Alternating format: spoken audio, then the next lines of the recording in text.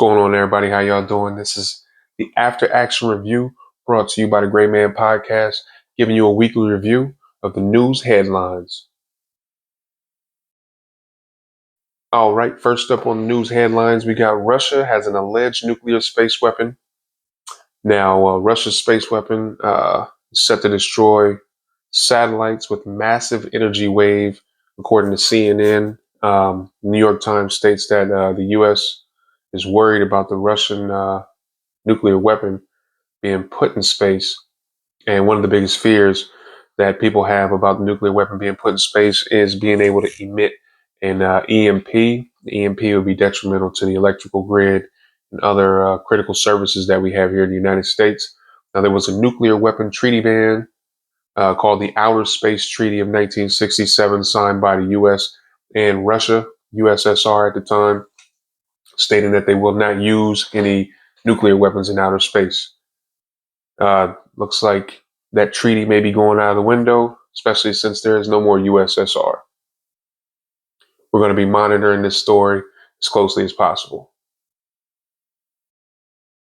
So before we actually get into the next segment, I want to go ahead and give you guys a history lesson real quick, very briefly, kind of go over something, giving you the relationship, tension, and understanding between the United States and Russia.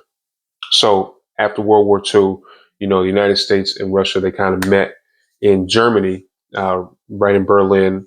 And from there, one being communism, one being a capitalist society, kind of split the country right down in the middle. You had East Germany, West Germany for the majority of the 20th century. And, in 1989, the Berlin Wall fell. Even though the Berlin Wall fell, there was still East Germany, West Germany.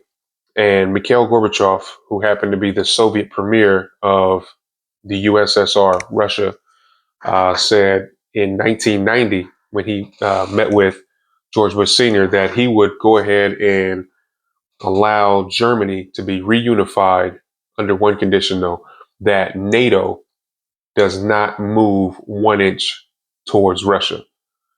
George Bush agreed. The other NATO countries agreed. And, 1991, the USSR fell. That agreement still held up until 1997, when 3 countries who actually used to be former, what they call now Soviet satellites, they were former Russian countries, USSR countries. They became part of NATO, which is the Czech Republic, Hungary, and Poland. Then in 1999, you had Bulgaria, Estonia, Latvia, Lithuania, Romania, Slovakia, and Slovenia added to NATO. Then in 2009, you had Albania and Croatia added to NATO.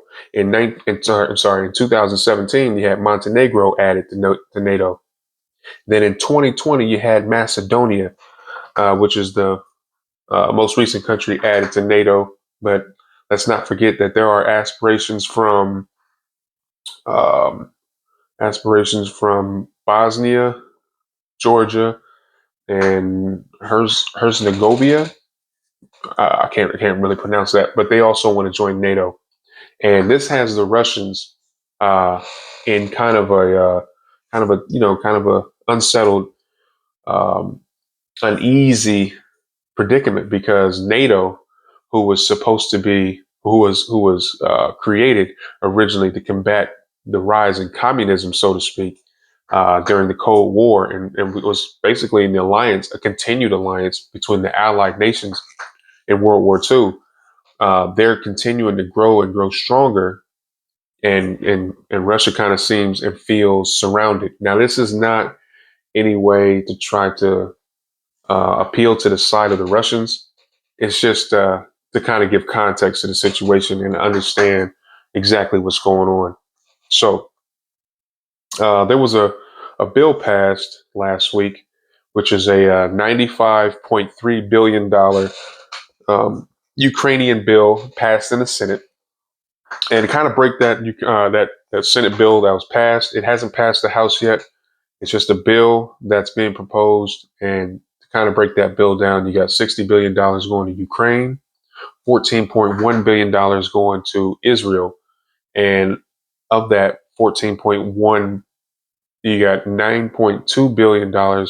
I'm sorry, this is separate from the 14.1 going to Israel. You have 9.2 billion going to Gaza, West Bank, and Ukraine, caught people, the migrants caught in the war zones, to help get those people back on their feet. Next, you have of that $95.3 billion Ukrainian Israeli slash bill that was passed by the Senate. Something else in there is the $8 billion goes to the Indo-Pacific partners to defend against China. Now, from what I've read, according to my understandings of the news, according to AP, the Associated Press, and Al Jazeera, there's nothing mentioned in that bill for border security. So that's just something to think about. We're going to continue to monitor the situation. All right, moving right along. The other thing that I have for you guys is that the House has voted to impeach the Homeland Security Secretary, Mr. Alejandro Mayorkas. Now, what you don't realize is that this is the first presidential cabinet member impeachment since the year 1876, which was William Bellencamp, and he's the second since the country's founding. I'm sorry, William Bellencamp was the second since the country's founding, so this technically makes Mr. Mayorkas the third since the country's founding to be impeached. During the impeachment proceedings, Speaker of the House, Speaker Johnson, said that he is fueling the worst, and I quote, fueling the worst border catastrophe in America's history. And for you guys to kind of get a context and an idea as to exactly what we're facing on the border, to kind of give context to what we're dealing with on the border, in December, we had migrant encounters reach. This is what's been reached by CPD, Customs and Border Protection. They reached the highest ever, which is 302,000, the highest month ever recorded. They've made physical contact with 302,000 migrants at the border. 2 years ago, the amount of illegal immigrants here in the United States, the ratio was 1 in every 70 people in this country. Now, right now today, now it is 1 in 50. And if we continue at the rate that illegal immigrants are coming in the country, by the end of the year, it will be 1 in 35. Also, when one day, Customs and Border Protection, Border Patrol guys arrested 269 Chinese nationals crossing the Mexican border into the United States. And the fiscal year since October, which starts in October of every year, it's a fiscal year. Since October 2023 to today, right now, 20,000 Chinese migrants have crossed that border that we are aware of. 20,000. In 2021, from that fiscal year to today, if this was 2021, that number was only 342.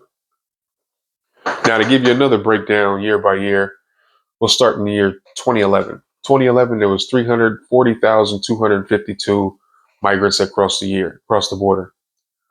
2012, there was 364,768. 2013, 420,000. 2014, 486,000. 2015, 337,000. 2016, 415,000. 2017, 310,000. 2018, 404,000. 2019, 859,000. That's when the border was a hot topic in Congress.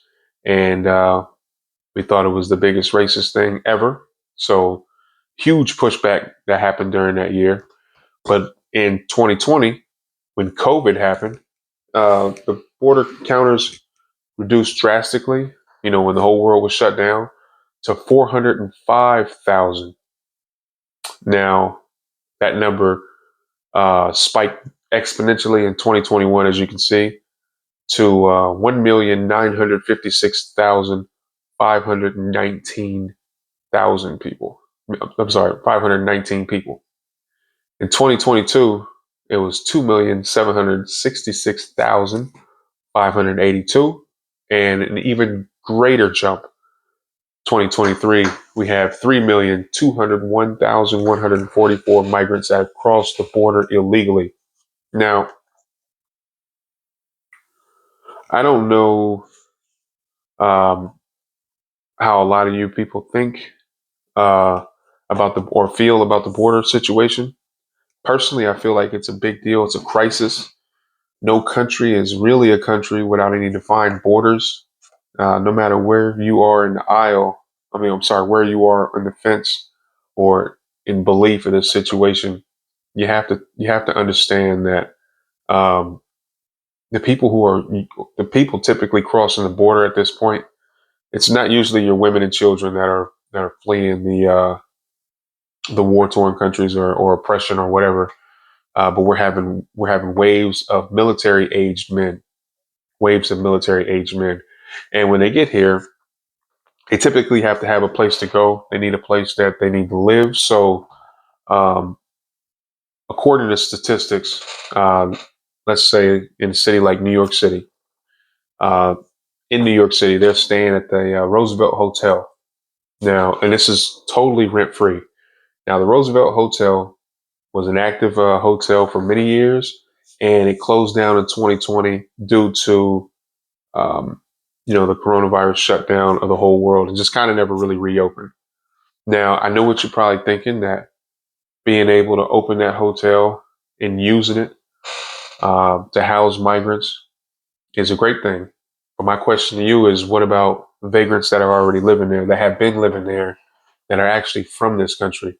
No one's ever offered them any shelter in that place. Now, also to put in perspective what it's like to stay in the Roosevelt Hotel. The Roosevelt Hotel is still a very functional building, still very capable of being in business and being able um, to operate. So, did a little research. Roosevelt Hotel, the price to stay there in 2020, we'll just use 2020 prices. We won't add in the cost of inflation that's occurred over the last 4 years, but just from 2020. In order to stay in the Roosevelt Hotel, the cheapest room was like $212. Most expensive room was approximately $800. So if we just do like a law of averages, we get to around $450 a room. Now, that hotel opened up 8 months ago and has been housing people in there every day since, and it's at capacity. So let's just use one room as an example, $450 per night to stay in the Roosevelt Hotel. Okay, just on average, 8 months, and each month typically has about 30 days, correct? So if we have 8 months, 30 days, we got 240 days. At $450 a night, that brings that total to $108,000 to this point in 8 months, $108,000. If we use the cheapest amount for the rooms at 212 for 8 months, 240 days, that total goes as low as $50,880. If we give it the most expensive, the $800 rooms, that total, $800 a night for 240 nights, is $169,600. On top of that, um, we have Mayor of New York. This is within the last week. Has decided, Mr. Eric Adams has decided to do a rollout program where he's going to set aside $53 million for a prepaid card program for the migrants, and basically he's going to give them stipends just to be there. $53 million. Now, my question is where was all of this for people who have already been living there? The vagrants that have already been living there, people that live on the street. New York City can be a very cold place, especially this time of year. And it can be a very hot and unbearable place in the summertime as well. So, you know, Just out of curiosity, just wondering, because we have a lot of people, and this isn't just happening in New York City. This is happening in different places all over the country. I know it's happening in Boston. It's happening in Chicago. You know, we have people who have already been here who've been considered the less fortunate, the underclass. They've been considered somewhat the forgotten group of people. And I just want you to research yourself, look at yourself, and ask: is this how we're treating our own citizens? Just out of curiosity, not to get in any type of tangent, but something to think about. All right, moving right along in the news, we have military news. Something up from the military. The Navy SEALs are shifting their mission from doing raids to being supporting of the service. Now, Rear Admiral Keith Davids, who happens to be the head of Navy Special Warfare Command, said, and I quote, "For 20 plus years, I think we've gotten used to being the supporting effort." And, when listening to his speech and reading the article that explains or defines exactly what he means, from shifting the focus of Navy SEALs being a premier raid force to doing more supporting contributions to the naval branch. He said that they're going to be focusing a lot more on concepts in maritime interdiction and doing a lot of search and seizure of other ships from naval vessel platforms. And after hearing that and thinking about it, it sounds like the Navy SEALs have now become an augmentation of the Coast Guard. No disrespect. I got a lot of respect and love for the Navy SEAL community, but I do believe that there is a branch of service that already does that, and they do it well, and they do it pretty effectively when they are performing their duties. So it's going to be interesting to see how the Navy SEALs and the Navy SEAL community respond to being able to carry out such tasks. So good luck, swim buddies, and continue to carry on mission.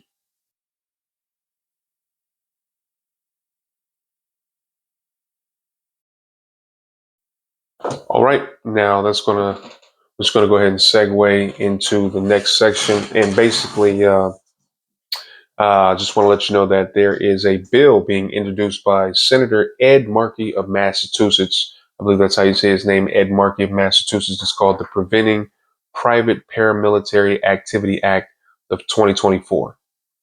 Basically, in a nutshell, that is the anti-militia bill that you'll probably hear so much about here in the coming future. This bill, if it's passed into law, you will not be allowed to draw from the holster, shoot while moving, practice CQB, shoot too much ammunition downrange without alerting anybody of your activity. You will not be, you'll be prohibited from patrolling publicly, drilling, interfering with, um, or interrupting government proceedings, interfering with someone else's exercising of constitutional rights, falsely assuming the role of law enforcement, and training to engage in such behavior. Now, my opinion about this is that there's already several laws on the books um, that kind of make this law kind of redundant. Excuse me. That kind of make this law somewhat redundant. There's already several laws on the books that kind of make this law somewhat redundant. And well, I'll give you some examples. Falsely assuming the role of a law enforcement officer. Now, I've been in law enforcement in 3 different states now. And in all 3 of those states, there's a law already on the books called impersonating a police officer, or impersonating a peace officer or private police officer. Impersonating a police officer is a felony or a class 1 misdemeanor in every location that I've worked in and everywhere I've been. And even the one in Virginia, for example, is a class 1 misdemeanor. It's upgraded to a felony on your second offense. So Um, that's redundant. That doesn't necessarily mean it doesn't necessarily need to be um, put in the law because, from my understanding, pretending to be a cop in anywhere in this country is against the law. There's another aspect of the law where it says interfering with someone else's exercising of constitutional rights. Now, that is a civil rights violation. That doesn't need to be expressed in there either. Uh, Interfering with anyone's constitutional rights is absolutely against the law. Now, outside of that, there are um, there are aspects of this act which I don't agree with, and which kind of makes me nervous. For example, the inability to be able to draw from the holster, uh, shoot while moving, practice CQB, um, drilling. Those things are, um, I believe, are imperative to be able to maintain proficiency with a firearm. See, now with a firearm, it's your responsibility to have a firearm and to maintain a standard of responsibility to maintain a decorum when owning, carrying, or using a firearm. And if you are incapable of training for that, you won't know how to behave in such situations. You won't know how to disengage from certain situations, and you won't know how to effectively hit your target and the right way. Because being able to just go to the shooting range and just standing there static and just shooting at a paper target is not it's nothing like what a real situation would be like. You have to train yourself to move, to shoot and move, to understand breathing, to understand what the heart rate feels like, to know what that does when you're shooting. Your vision, you gotta be able to understand the mechanics of the body, the physiology of the body when you are, the heightened senses when you are shooting at a threat. And in order to do that is to be able to practice to do that. If someone breaks into your house, it's not going to be hope. I hope it's not something that you have to deal with, but it's not going to be as easy or as simple as just standing there and closing an eye and shooting at the target, making sure that you line the sights up and, shoot. Usually violence happens and it happens quickly. And in order for you to be able to respond to the violence quickly, you have to have mentally prepared yourself, physically prepared yourself. And the only way to be able to do that effectively is to train to do so, so, and I was told in the military a long time ago that you rise and fall to your highest level of training. And those that do not train at all usually perform terribly. So, um, that's a scary aspect of the law. Other things in there, such as interfering or interrupting government proceedings, um, that's kind of a constitutional right to assembly also, and your right to when you create a complaint, everybody signs it. Assembly and your right to protest. Yeah, it's like it's kind of like your right to protest and your right to petition.